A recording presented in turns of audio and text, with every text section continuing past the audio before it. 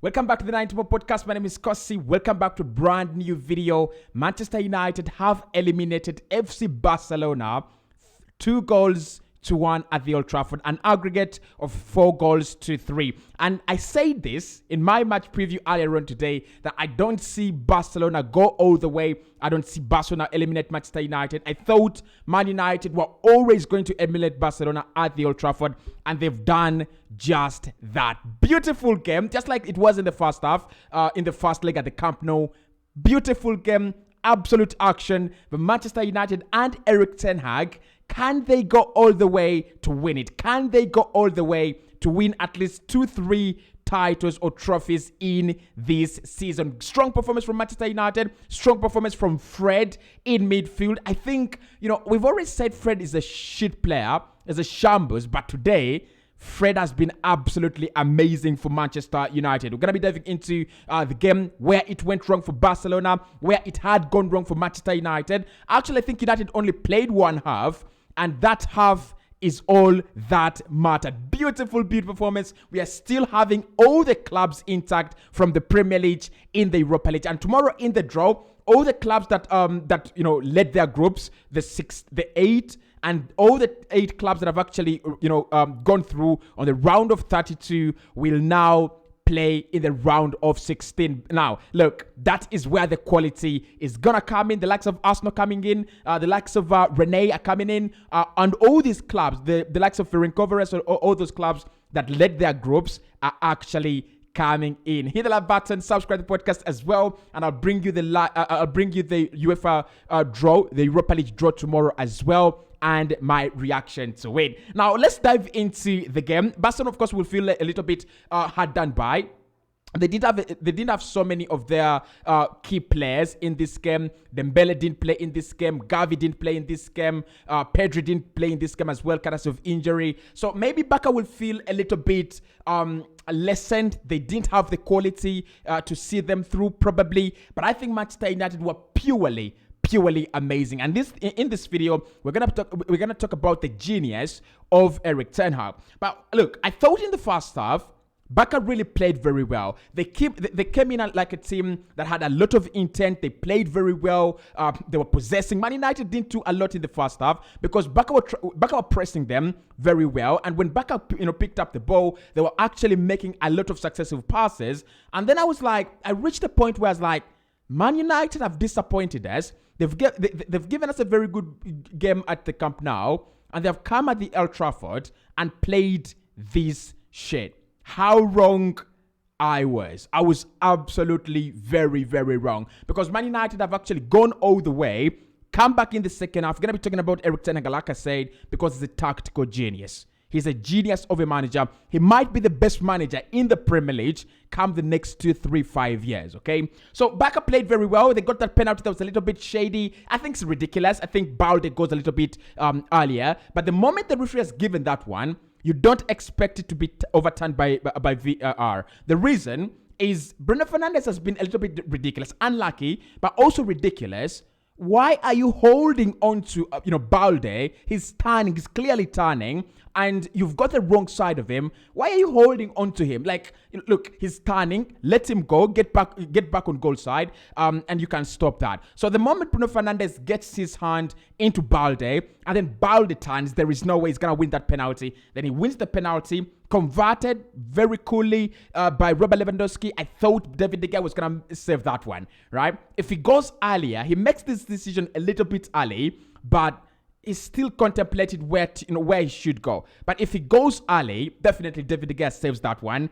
So he's unlucky. When Barca go a goal up, it looks like it's game over. It looks like Man United are obliterated. Man United have been blown away.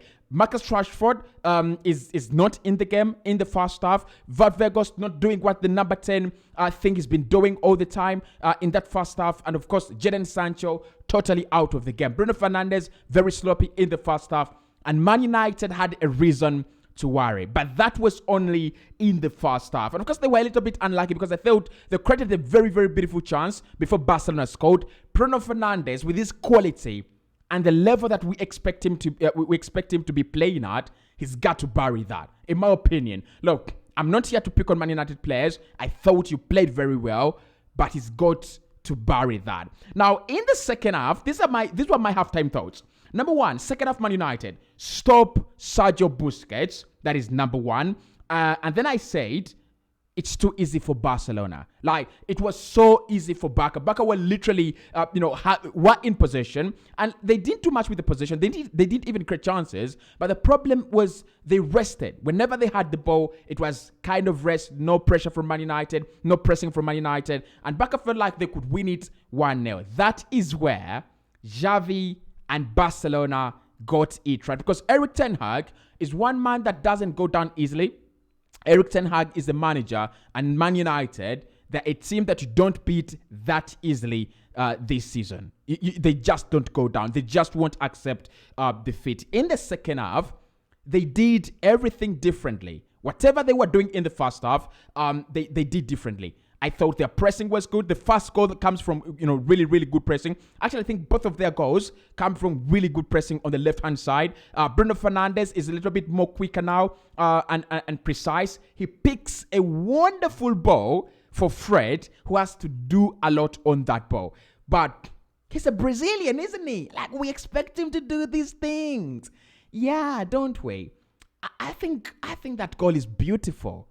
I think that Fred goal is absolutely beautiful because he takes a touch, and when he takes that touch, he doesn't have a lot of time because Frankie de Jong is closing in, and then on the other side you have Balde, who I think had a stinker in the second half, to be honest. He had an absolute stinker, Balde, in the second half. So Fred doesn't have a lot of time. He's got to stop it and hit it. That's what he does. He's Brazilian. He's got the mojo. I mean, we've already said he's not Brazilian. He's not Brazilian. Well, he's just told us today that he's Brazilian. That's a beautiful goal. And the good thing with Man United is they got that second goal very, very early. If that comes into the 70th minute, maybe it goes to penalties. Maybe it goes to extra time. But Man United get that goal in the 46th minute. And right from there, they did what Barca did in the first half. They pressed on. They created a lot of problems for Barcelona. Alejandro Garnacho came on later, and it was even beautiful from Erik ten Hag. You've got to admire this guy. You've got to admire Erik ten Hag. I think Barca really did very well to stop Marcus Rashford. Ronaldo Araujo, beautiful play against Marcus Rashford today. Rashford. Yes, he did stretch the the Barcelona defense a lot, but I thought he was not as effective and efficient as he is always in Premier League games, and he was against Barcelona at the Camp Nou. So when you put Marcus Rashford out of the game, Erik ten Hag as a genius says, I need Anthony in this game. There is a lot of space for Anthony to operate, and that's what happened. You looked at Anthony today. Rashford out of the game. He's trying to stretch this Barcelona defense. So he literally takes 2-3 players out of the game. And Anthony, Garnacho have a lot of space to run into. And it could have been an absolute massacre. So the Fred equalizer, beautiful goal. But then we've got to ask the question. Were Man United too good in the second half, which they were? Or were Barcelona too poor in the second half? Frankie de Jong, poor in the second half. Balde, poor in the second half. Sergio Busquets, I thought Erik ten Hag is a genius again. He doesn't take off Fred in the game. And the reason it doesn't take off Fred in the game is because you want him to be cancelling either Frankie de Jong or Sergio Busquets. And who was causing the problems? Who was causing all that kind of dominance in midfield? It was Sergio Busquets. So you've got to cancel Sergio Busquets out of the game and put Robert Lewandowski out of the game as well. There was one last chance at the end of the game, and that is the quality of Robert Lewandowski. When you let him run 2 steps in front of you, he's gonna beat your goalkeeper always. But Rafa Varane showed his quality in there. So Man United were better in the second half. I think the difference in this game, and I've always talked about this, in games. Whoever finishes their chances better, whoever finishes more chances, whoever scores more goals, wins the game.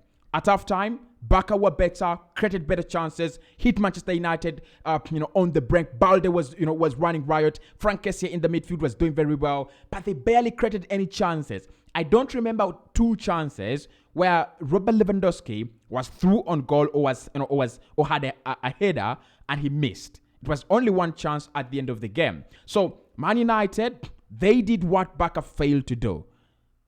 Came in the second half, picked up their wins, and they said, we are winning this game. Okay? Actually, the goals they've scored are not ordinary goals. Those are not very, very easy goals. That's the Anthony goal. I don't think that's an easy goal. I don't think every player scores that. The Fred goal, like I said, I think Fred is lucky.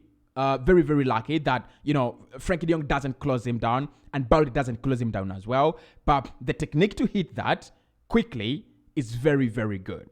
In terms of individual performances, in terms of individual players, for FC Barcelona, they will be very, very, very gutted and disappointed that they didn't have Pedri in this game. And Man United are so lucky here. If Pedri plays in this game, and with all the players that are not in this game, Gavi, I don't think Gavi changes the result. I think Dembele changes the result, doesn't he? He does change the result, because I thought Sergio Roberto was absolutely shite in this game. Ferran Torres should have started the game.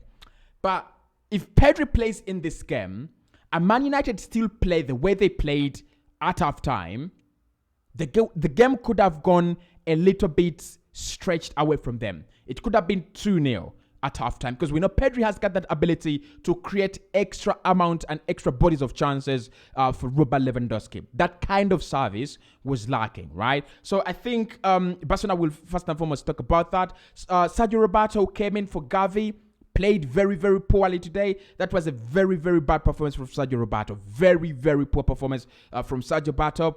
The substitutions didn't actually work at all for Xavi. They didn't actually. Ferran Torres, Ansu Fati, absolute shite. Maybe Marcos Alonso tried to make things happen a little bit, but what can he do?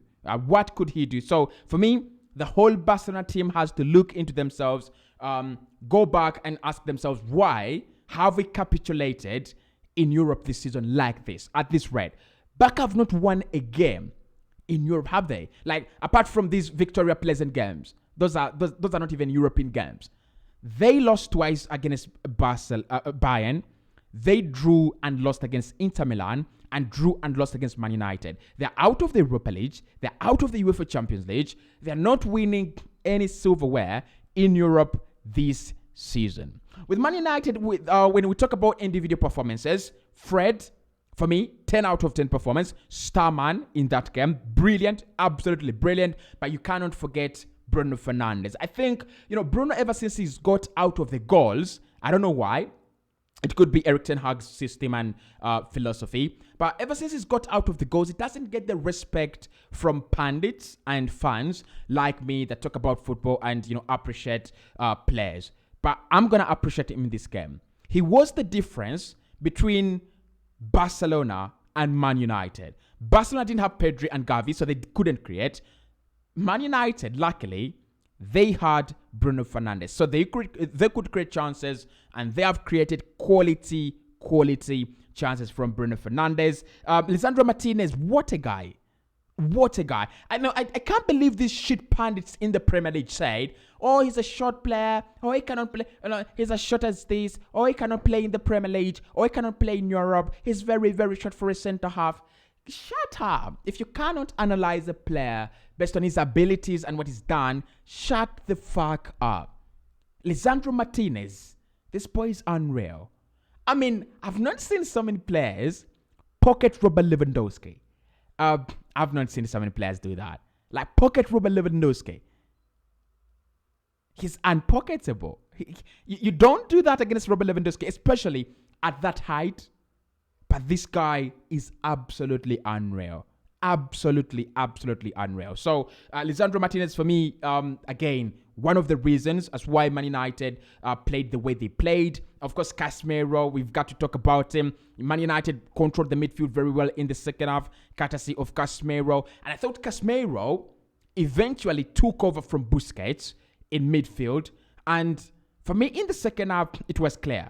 Barcelona were never going to score because they were not creating chances. They were not even getting on the ball enough. They made 2 passes and lost the ball. The worst player on the pitch for FC Barcelona was Frankie de Jong, because I expected a lot from Frankie de Jong. And he actually disappointed. So that is my full-time analysis of that game. Man United are now through to the round of 16, where they could play. Ooh, they could play us. I mean, they could play Arsenal. And if they do play Arsenal, I'm going to be biased in that one. I will be biased. But until then, I just hope we don't play Man United. I just want us to play, like kind of a severe, just get through to the quarterfinals, and then quarterfinals we could play Union Berlin, then get through to the semifinals. The semifinals, I'm okay to play Man United at the semifinals, okay? But United, congratulations, you've done well. You've really done well. Cheers.